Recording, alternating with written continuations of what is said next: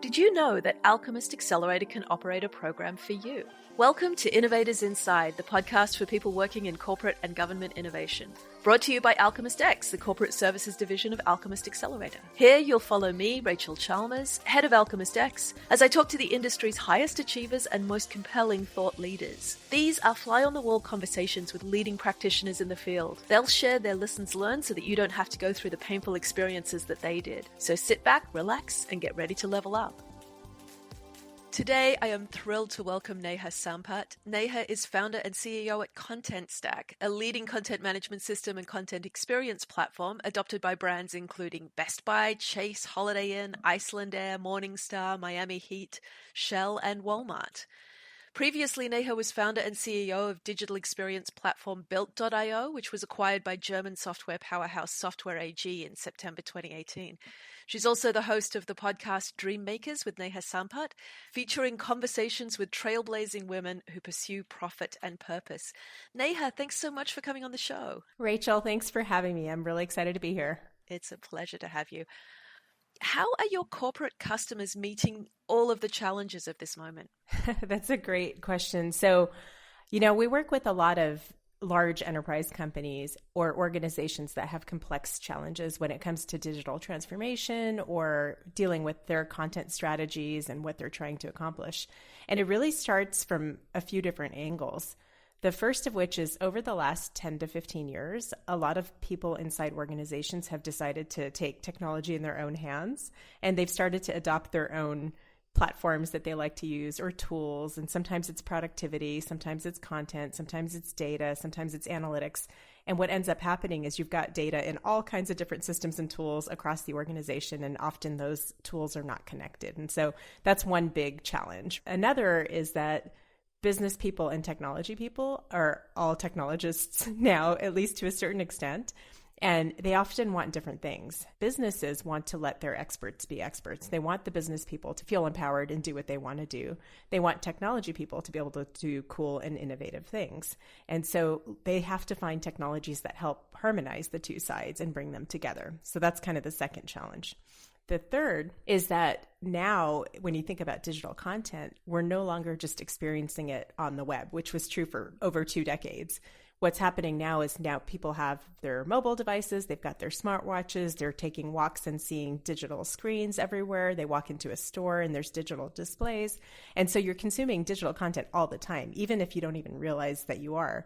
Those experiences need to be cohesive, and brands have the burden of having to figure out, how do I keep my experiences engaging and also cohesive, regardless of where my user is or where the fan is, if it's a digital fan experience, right? And so when you think about that, it's really just about that cohesiveness for the omni-channel experience and making it as personalized as possible.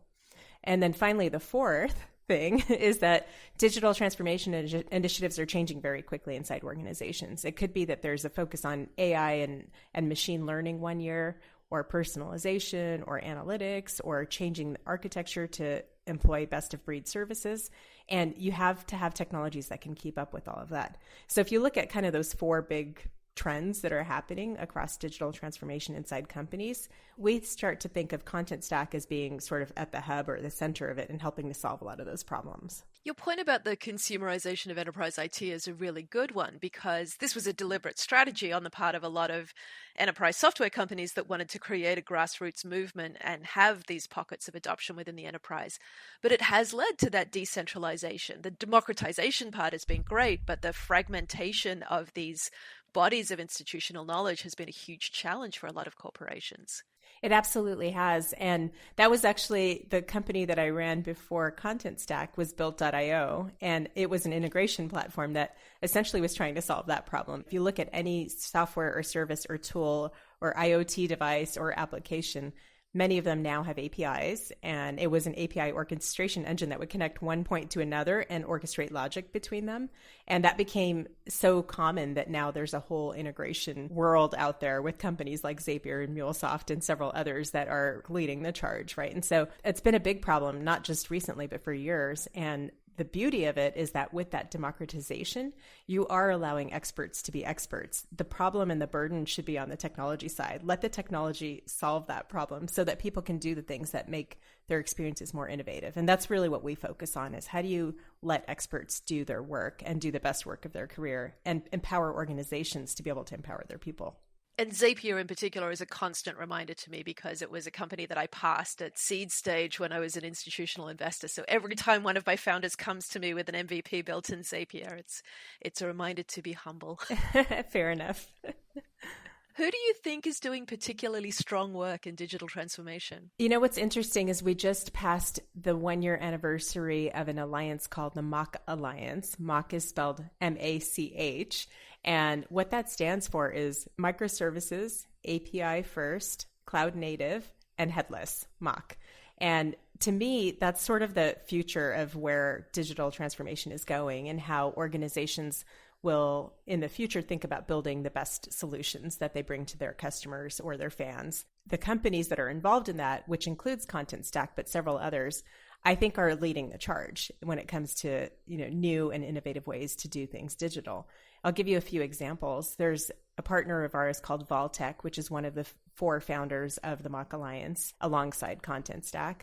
And they recently released what's really cool, a Valtech dynamic store, and you can Google it or YouTube it and find the video. But it's this whole thing about unlocking the future of personalized retail and connected commerce. And you can see all of these really cool use cases coming to life inside stores, inside car dealerships, inside cities and smart cities, and all this innovation that we've been talking about for a really long time, ever since people started talking about the Internet of Things, maybe 10 or 15 years ago. It's real now. And these are experiences that are touchable and tangible and in the market. And it's all been done by putting together all these composable technologies, and all in the cloud.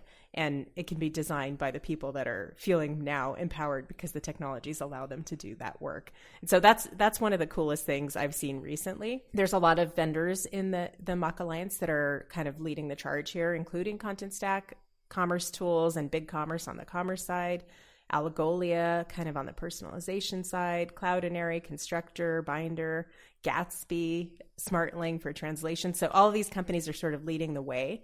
And the brands that are adopting this new approach and becoming ambassadors of the MACH approach to building are Bed Bath & Beyond, Dawn Foods, Ulta Beauty. And so they're doing all these really cool things with these MACH vendors and technologies, and starting to bring those experiences to life in their stores or through their mobile applications or through their digital experiences, which has been really fun to watch. I think some of the coolest use cases I've seen recently are like personalized AI when it comes to fitness. There's an app called Freeletics that makes sure that you're engaging in a very personalized way. It'll serve up content that fits your fitness goals and needs, which is pretty interesting. The Spectator in the UK is doing some cool things with bridging the web and the print experience together digitally. Gaming companies that are serving in-console content that personalizes your choose your own adventure sort of gaming approach. And so it's been really cool to see some of these companies bring experiences to life using modern tech. And for those of our listeners who haven't encountered all of those building blocks of the stack, Algolia is this fabulous custom search engine tool, which we, back in my past life as an investor, we had given a term sheet to, but our term sheet was not accepted. There was a better offer on the table.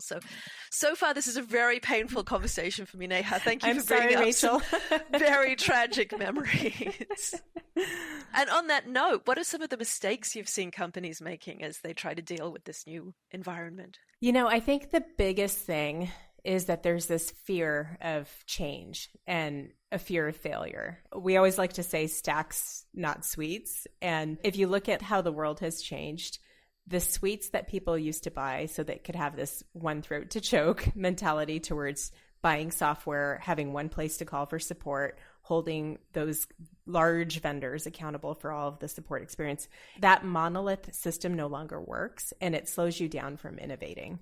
And so the biggest thing is you have to take a leap and be okay with the new approach to building your digital experiences. And from that perspective, we think about stacks or microservices, combining the best of breed of all the different layers or solutions and tools in order to deliver the best experience possible, and doing it in a way that's agile, that lets you quickly change And there may be a new best of breed. That's the whole point of having the competition and driving the innovation. And so being able to swap out the tools that you need to deliver the best experiences is so powerful. But companies kind of hold back because they're not used to that approach. And they often might feel, well, if I go down the path of this big vendor that everybody knows, my job will be protected, because a lot of companies do that.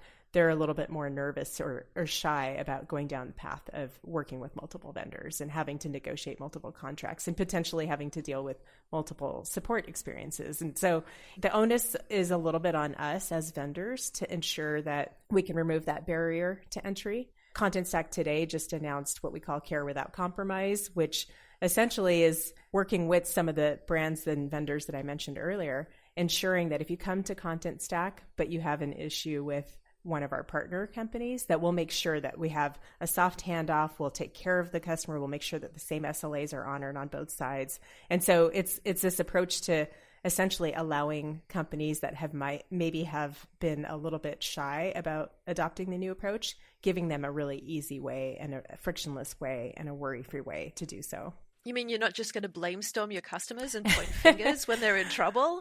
It's funny. That's kind of been the challenge that companies and brands have, right? They're nervous about, like, well, what if I use Contentstack, but then I'm also using Binder, for example, like how do I know what the problem is? And then do I have to deal with two different support people?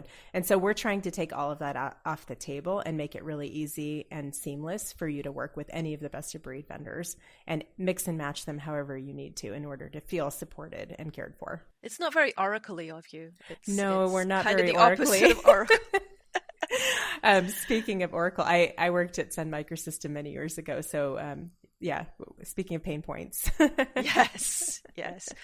For the younger members of our audience, Sun was one of the biggest companies in the Valley, and it was brilliant, and it did a lot of amazing stuff, especially with hardware and its Solaris operating system. And Oracle ate it. And there's nothing left except the Sun logo on the back of the Facebook sign, just to remind you that companies that seem like the center of the universe can be gone in an instant. But Sun was fabulous because all of the best engineers worked there. Like, you would go and work at Sun for a while, and then you would go and do your startup. It was such a cool company and such an interesting, I have to just comment on the culture of innovation at Sun. You know, it's been 20 years since I worked there, and it still, to me, was the model for culture. And they did some things really well. One was everyone had a seat at the table. And I was in my 20s. I was just starting my career. I wasn't even a technologist. And I still am not. I'm a business person in technology, which is also bizarre sometimes. And I found that if I had an idea, it got heard. And I was just this kid, right? Like, I actually started there as an intern. And I had the opportunity to present to the board while I worked at Sun because my ideas were taken seriously, and I was given the opportunity to have these conversations. And it was just something that I've tried to bring with me in all the companies I've built in terms of ensuring that people feel like their voice is heard and that the diversity of opinions is super important. And just one more story on Sun, like, this is so bizarre to me, but just a few months ago, they decided to do a Sun reunion, and it was put together by just Sun alums that came together, and it was a holiday weekend. You had to pay a couple $100 to go, and people showed up from all over the world to attend this event so that they could rekindle relationships with ex-colleagues that they maybe had not seen in 10 or 15 years. And that's not Oracle-y. That's Sun. You know, it's it's very much a very unique culture. And I had the opportunity to see some of the people that I looked up to for a really long time when I was really young in my career. I had the opportunity to hang out with Scott McNeely and a lot of the other founders. And it was just such a cool and moving experience. It was a remarkable company. As you were speaking, I was thinking it really is my litmus test of corporate culture, whether a company is able to create women who go on to achieve extraordinary things. So like you, Kim Palese, I look at a company like Second Life, of all companies, Linden Lab, has also sent out this generation of incredibly strong women engineer founders. It's just a remarkable test that you can put in front of an engineering organization. Do you actually listen to women? That is absolutely true. And I don't think it hit me until after I left Sun that it was actually a thing. I did not feel the gender divide there. it's really fascinating. Yeah, you were lucky getting in there as an intern. What do you think makes innovation so difficult? As great as Sun was, it didn't move fast enough on Linux, and that contributed to its downfall. Why is it so hard for a company like that to ensure its own survival by changing? Yeah, that was a a very painful time for me. I lived through it. I actually was the person that was leading marketing for Solaris on x86 systems at the time. Oh, wow. And sorry. We're just going to revisit all of our career low points. It feels like it. I managed the relationship with AMD, and we were trying to catch up. And I learned through that experience that you have to move faster, and you have to be willing to accept that maybe you made some of the wrong decisions earlier, and that has to be okay. And that goes back to that fear of failure. The way that I look at it in my startups and my scale ups is that if you're not failing, then you're not trying hard enough, because you have to push yourself. You have to try different things, and then you have to create a culture that accepts failure and learns from it and moves forward. And that seems so obvious, but when it's actually in play, you think about the sunk costs or the time lost. And then there's a lot of people just trying to cover themselves, like, hey, I didn't, they don't want to accept that they did something that caused failure. And I think that's something that we've done pretty well at the companies that I've run. The real challenge with innovation and what makes it so difficult is that everything's moving so fast now. And that's partially because of the democratization of tech, right? And the fact that business teams are now able to put out their own experiences or their own products really quickly because they've got the tools and the software to do that. And so everything's moving quickly. Everyone has this feeling that innovation has to be something cutting edge, leading edge, brand new. But sometimes it's just about changing the way that you do something or thinking about a new process or a new approach to something. And I think it's more of a mindset shift than it is an actual physical thing. It's organizations being open to understanding that the way that you innovate has changed. The pace at which things need to come to market has to be quicker. Things don't necessarily have to be perfect to go out in the market anymore. There's a lot more acceptance for trial and error. If you look at SaaS software, we are releasing new software through the cloud on a daily basis at times. Major innovation might come in multiple 2-month sprints or 1-month sprints, but there's constant change, and that's how software is delivered now. That's how innovation happens now. And so it's just a mindset shift. I think people have to kind of come around to the new way. Yeah, versus at Autodesk where they release once a year, whether the software is ready or not. It was when I was at Autodesk that I was actually managing the risk register for the cloud. And I came relatively late in my career to this risk lens, this risk perspective. But it's so valuable because when you look at an organization through that risk lens, it's really obvious that corporations have the most to lose if they stand still. It's also really obvious that the primary job of a startup is to reduce the biggest risks first and to just work through all of the risks to their businesses one at a time and do the sort of snowball method of paying down their risk debt. It's interesting. And the larger companies, the risk is sort of flipped, right? Because they're also thinking about, well, if we go down this path, are we cannibalizing our existing revenue or existing channels? And that makes it harder because you've already got something to protect, where startups can move more quickly because there's a lot less to lose. And so it's finding that balance really to be able to remain innovative and finding ways to do it so that it doesn't slow down the trajectory you're on, but it can just accelerate it at the right time. Yeah. If you take a purely internal point of view, the biggest risk to corporations is that they don't take on enough risk. But if you look at the larger context, they're in very, very threatening environments, but they don't always appreciate it because it's really comfortable on the inside. Yeah, that's fair. When you look back on your career to date, what are you proudest of? It has to be the people and the talent. And I'm now on my 3rd enterprise company. And I think back to some of the first hires back in the first company, and many of them are still with me today at Contentstack. And to me, that's a combination of knowing that I was able to find talent really early in people's careers and in unexpected places to a certain extent. And then I learned so much from them, but I also made sure that I was unblocking them so that they could do their best work. My job was really to get out of the way, but to make sure I was continuing to take care of them along the way. So I think it's the best testament to success to know that some of the people that really helped me build the first couple companies wanted to be here for the ride as we continue down this path. I'm so thankful for that. And I think it's really just about enjoying the journey, even though it's not always easy, and going through all the crazy twists and turns together and weathering the storm, but then knowing that you can kind of get back on the boat together and keep going. I think that's probably what makes me the most proud. I joke about the ragtag team of misfits, but it really is the case that the primary engine of innovation is 5 engineers with one humble leader who's just clearing the way for them to do their work. As an investor, I was always looking for people who had worked together in the past who are getting the band back together, because it's such a hugely functional unit of productivity. It is. I think the fun should not be underestimated. You have to kind of like each other. And it's hard to keep that as you continue to grow and scale, because you bring a lot of new players in. And I find that it's kind of crazy. People that come from larger companies or companies that have less focus on culture tend to not believe when they come in that people can be this happy, or that there is this one team, one dream mentality, or that we actually care. Like, it takes a little while. We kind of joke that there's this like PTSD thing that happens with new people. And it's true, because it takes a couple of months for people to like, oh, this is that they actually meant that. They actually do care about us. And yeah, so it's tough. It's tough to do that as you scale, because it's a bit unique.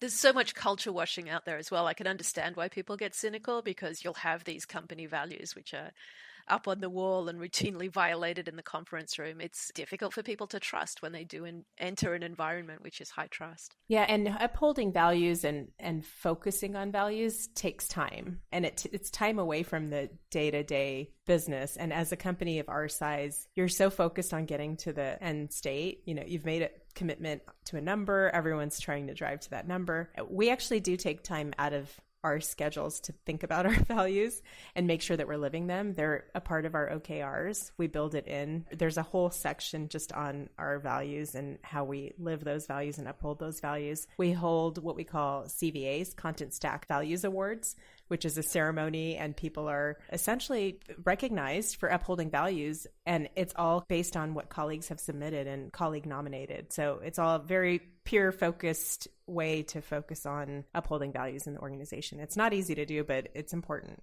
If you had one do-over, what would you do differently? I always hold myself accountable for not moving fast enough when it came to our company restructure. And just to kind of give some context there. So we had started a company called Raw Engineering almost 15 years ago. And in that company, we incubated Built.io and Contentstack and several other products that didn't really get to see the light of day, but it was sort of an innovation engine and a services organization. And the services part of the organization was profitable. We were able to reinvest the profits into the innovation labs. And in the innovation labs, we built these really great cutting edge products. And so Built.io and Contentstack came out of that sort of innovation engine. And the only thing that I wish I would have done differently is I waited way too long to spin them out. We spun out the companies in 2018. If I could do things over, I probably would have made that decision earlier and done the spin out a couple years earlier and raised money for both and found leadership for both, because I think they both had the opportunity to really exceed and excel in the market. But we ended up selling Built.io and focusing more on Contentstack. And in hindsight, I think we could have driven more value across all 3 companies had we had a little more time. That's a pretty high-class mistake, though. I mean, a nice sale to Software AG is not the worst outcome. Absolutely. And that was a highlight in my career, being able to go through that experience. So yeah, for sure. How would you distill your experience into lessons for our listeners? So I think about a few things that are repeatable kind of lessons. And I talk about this a lot when I do talks for younger entrepreneurs or founders institutes and things like that. But the first one I think is the most important for any entrepreneur to hear. And that is that you have to be rejection proof and resilient. It kind of start to build a little bit of a thick skin. And this probably also is true for innovators that are trying to be disruptive in an organization. Be okay with throwing out ideas and bringing them to your peers and them not being taken right off the bat. I think it's really important to be okay with taking that risk and feeling comfortable doing it. The second is, I've learned this, that there's more than one way to reach a successful outcome. There's multiple paths to it. And you should be open to the road less traveled. And just in my personal example, I'm a female, was in Silicon Valley for 20 years, not an engineer. I sold Build.io to Software AG without a banker. I ran a company for 12 years without raising any capital. Like those are just not traditional things. And whether I would do them differently or not, it almost doesn't matter. I got to this outcome. This is where I am today.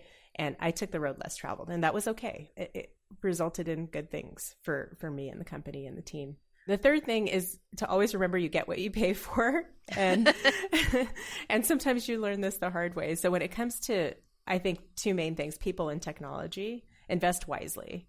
Choose the people that will be your champions, rally around you, and move the ball forward in the right direction. That applies to lawyers, it applies to engineers, it applies to your administrative team, across the board. And then invest in the right technology. Don't cheap out too much on technology. Be smart about it, because it ends up being the foundation that's going to take you to the next level. And so that's just, you kind of get what you pay for. Keep that in mind when you're making important decisions. And I'll do one more, which is just surround yourself with champions and take care of them. And this is sort of the experience I've had hiring people that are in underrepresented places, but also hiring people that are super smart, that know a lot more than I do about various things, and bringing them along on the journey, taking care of them along the way, making sure that they feel incentivized and getting out of their way so they can do their best work. That's been really key to any successful outcome I've seen.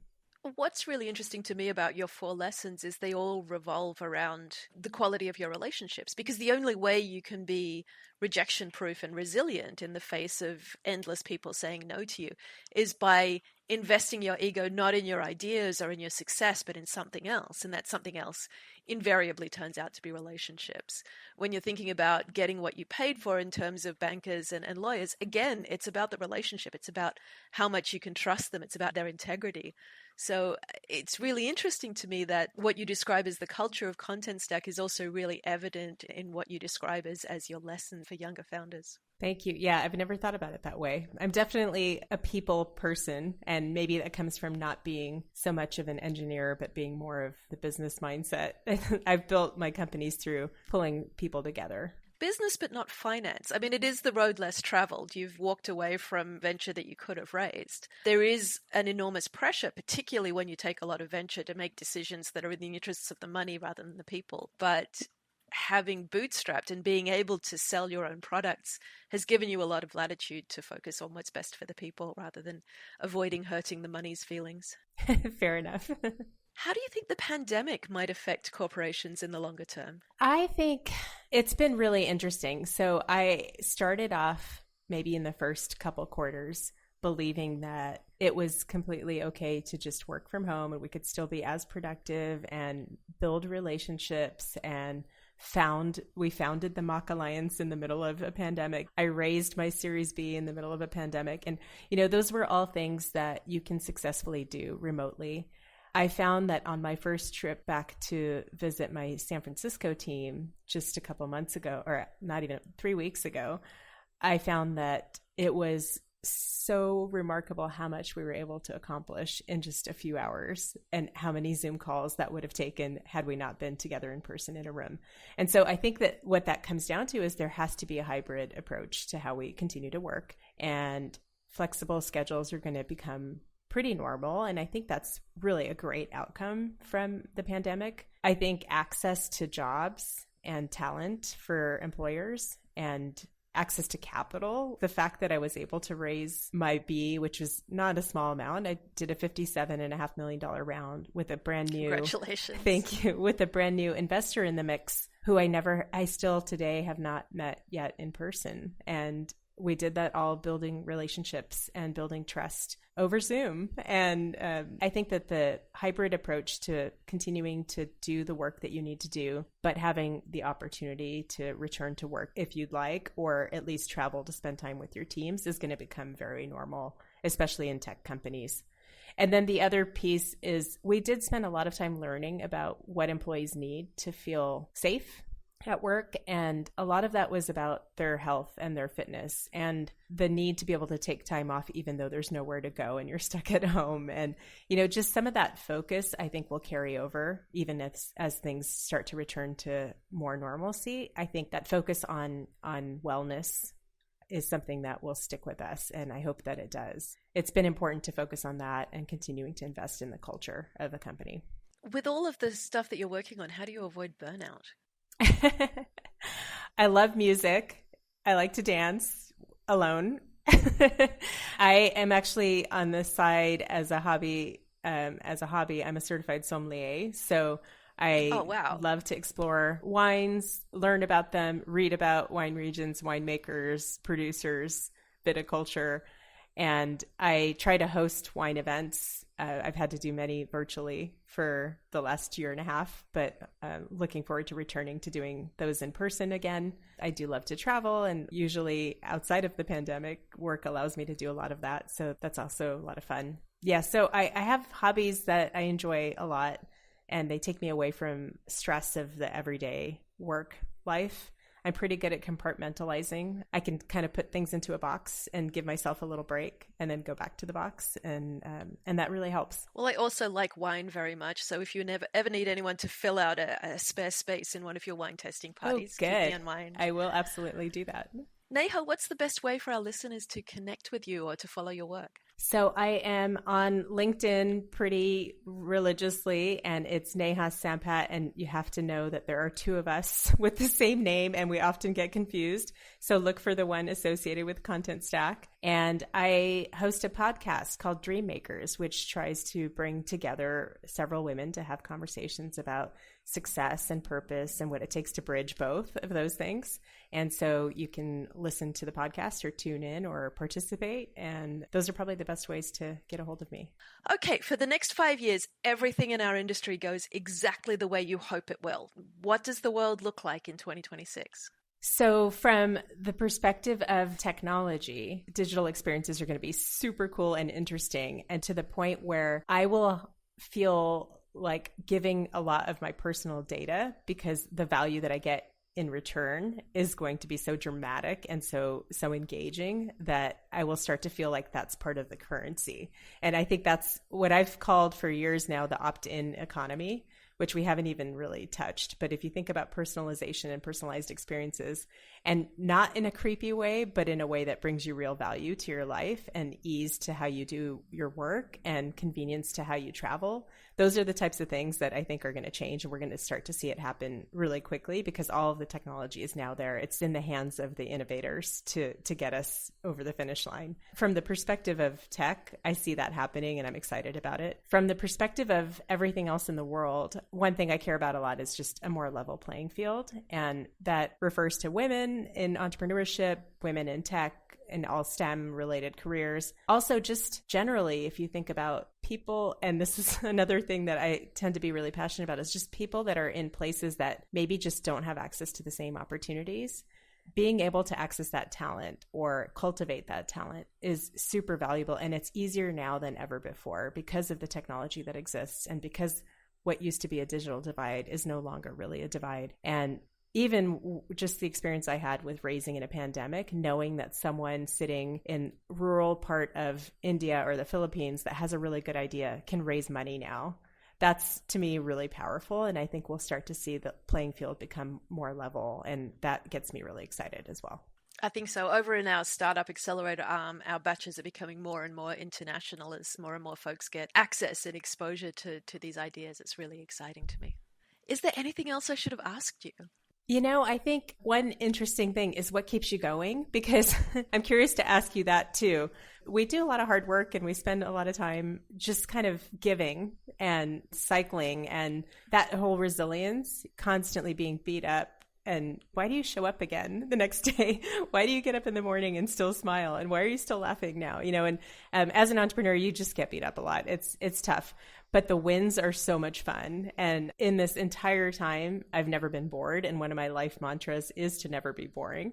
It's a challenge and it's fun. And I like to beat my own, just like a an athlete likes to beat their personal record, running, swimming. In that way, I kind of have the same goals. I want to get a little bit further. And every time we do a deal, I tell my executive team, this is the smallest large deal we'll ever do again. And I like the idea of going bigger and winning bigger. And really, why do you do all of that? It's so at the end, you can give back and you can do things that are bigger in the communities that you care about. I'm really driven by social impact.